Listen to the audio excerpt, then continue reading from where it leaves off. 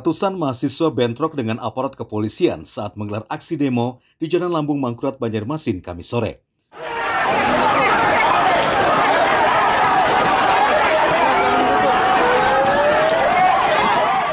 Massa gabungan dari BEM Perguruan Tinggi di Kalimantan Selatan menerobos barikade kepolisian hingga terjadi kericuhan.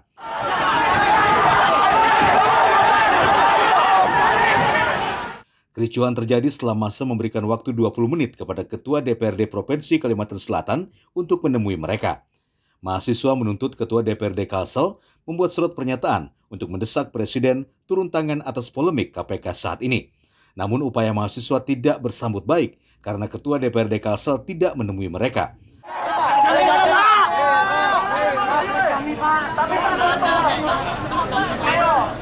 Akibat kericuhan ini sejumlah mahasiswa terluka, begitu juga dengan aparat polisi yang berjaga.